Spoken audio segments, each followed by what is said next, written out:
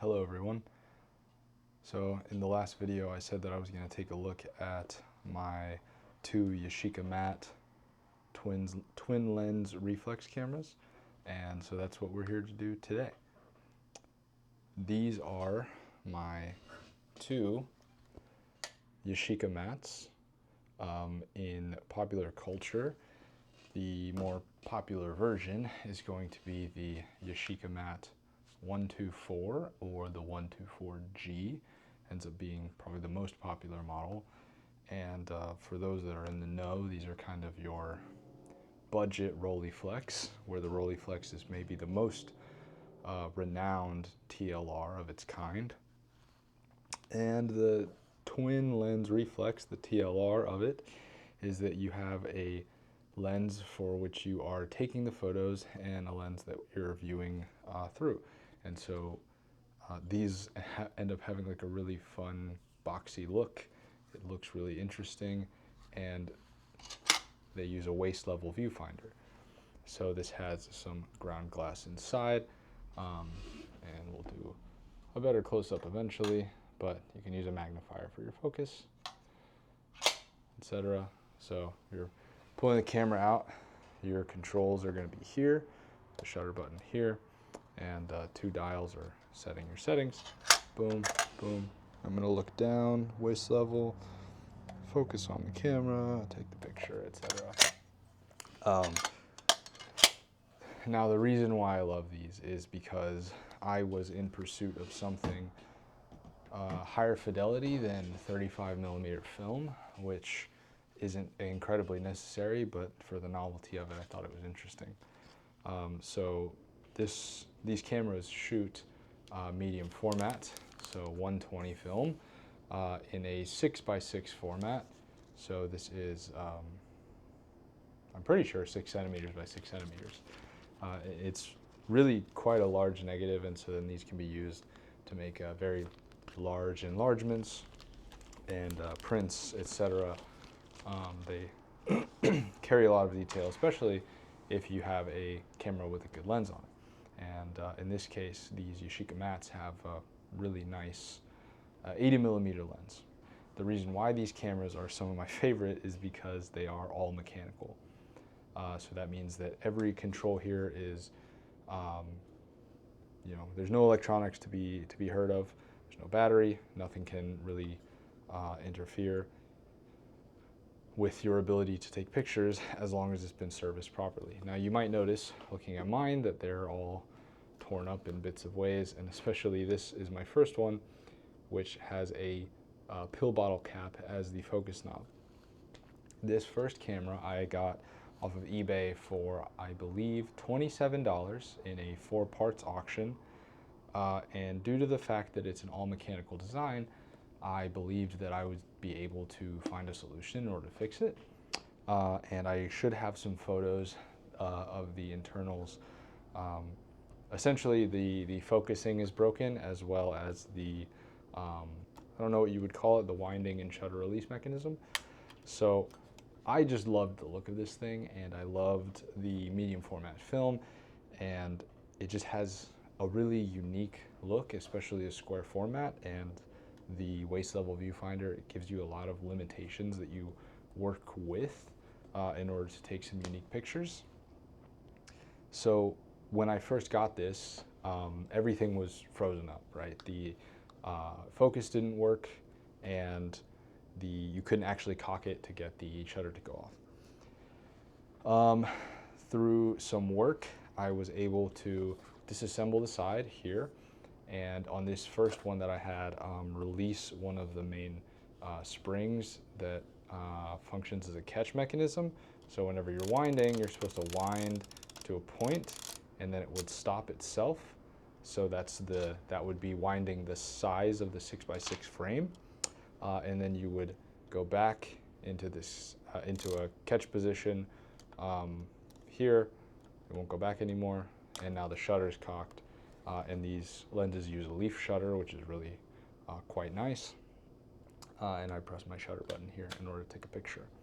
This camera did not have very much functionality until I got it, took it apart, kind of zombified it. And what I settled on was I'm going to take some test shots, measure my 6x6 frame as I'm winding, which changes a bit because as you're winding the film, the spool increases in thickness on the receiving end. So the amount of turn that you need to go in order to get the right framing changes. And so through some testing of that limitation, I was able to, as you can see here, let's see if these negatives are a little unevenly spaced, but no overlapping. And so I was able to get a good amount per roll of 120 film, which was actually really quite nice. One interesting thing about this camera too, like I said, the focusing was broken. It was missing a knob, so I put this bottle cap knob on, and you'll see, so and as you focus, this whole front section of the camera is supposed to telescope in and out, and it doesn't really do much. So we're not working with a lot of range, and I just settled on I'm going to focus where I can, but I'm going to use this camera. And it ended up working really quite nicely for quite a long time. To load the film, you just pop open the back, and you can see the internals here. Now, I had this one for a long time. I took most of the photos that I've taken on TLRs, especially all the color photos that I've taken with that. But then I found a really good deal on another 4 parts unit, which, because these are not the 124, the 124G, these end up going for a lot cheaper. And so then this unit was in a lot better shape. It's a little newer. It has kind of a different badge here, and some of the design is just like ever so slightly different. But this one was in good shape, but they said the shutter was broken, and I'm like, oh, well, I know how to fix that. I've done it before. And lucky for me, this one actually just worked really nicely. I just did the spring disassembly that I had done on the previous one, and that's all I had to do. I just detached it and then reattached it, and that was able to make it so that everything would function properly again. And I don't have to do any of the weird measuring of the frame or anything. I can just use this camera as it was designed. A little lighter fluid lubrication, and everything was good to go. So this one has a fully functioning focus, so you can see the full focal range there. And then I took this one on a trip to Utah, where we were at the slacklining festival, or highlining festival, and I have some nice pictures off of that one that you'll be able to see here. So these cameras, I think, are really nice for me because anyone who is mechanically inclined can get one, and with a little to a lot of effort can get one for cheap and fix it up and make it usable. There are professional repairs out there that can be done, but those are typically quite costly. So in my opinion, for me, buying these and getting such good deals on them, I mean, even the new one that I had, I think didn't spend more than probably $70 on. That was really nice, and compare that to like a Rolleiflex, which I believe at the time was still going over for over 1,000 plus, and yeah, that's just absolutely ridiculous. And then the 124Gs are insanely ridiculous, but you don't need a light meter. You can just take your phone out and you can take a light reading, and if you have some intuition about the light and about the exposure triangle, you have a pretty good idea as you're walking around, oh, I need to change this. And if you overexpose by a couple of stops or underexpose a little bit, that's okay. That's part of the fun. I've really enjoyed using these. I want to use them still more. I love shooting medium format. I love the large negatives. I want to scan my own negatives, and that way be able to get larger digital versions of those, however, still work in progress. So the conclusion really is that this is just an introduction to one of my favorite pieces of photography equipment, which is this TLR medium format camera. Gives you a lot of fun looks. People think it's a really fun, interesting thing. The waist level viewfinder and using the ground glass is just really an interesting thing as someone from physics. It's just an interesting optical experience, and you know, it feels very grounded in photography, right? We don't have anything digital. There's literally no electronics, all mechanical. We've developed some chemical process for the film. You just feel very connected to what you're seeing and being able to capture an image of it. So I just wanted to share something that I enjoyed, and I hope that that can sort of spread the word that you don't need the expensive one. You can get the original version, and even then it's worth looking at different types of mechanical cameras as long as they have a reputation of a good lens, that you can get really good results and a really enjoyable experience in order to develop some fond memories of photography. That is all that I have, so thanks for watching, and we'll see what it ends up being next time. Bye.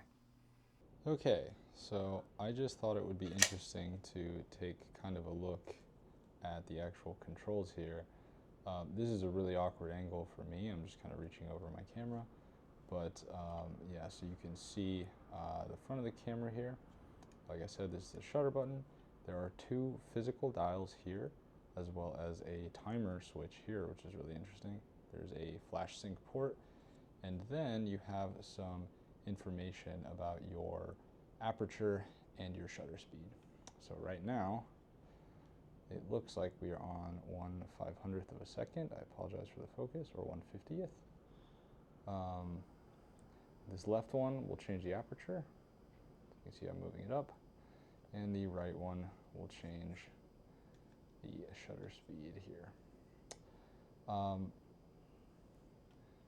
Taking a look at the viewfinder here, we can just go ahead and see that I focus here on the left. This image comes into focus.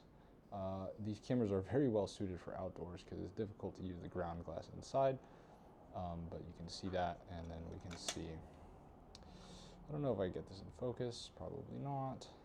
I'm going to say no, but there's a magnifier here that flips out. So really quite interesting. And something interesting to note is that this is inverted, so left and right is not exactly left and right, but that's an optical property. We have the focus knob and the open close on the bottom, but I have some film still in here. On this side, it tells you what exposure you're on, and then the actual winder right here. Yeah, so that's the overview.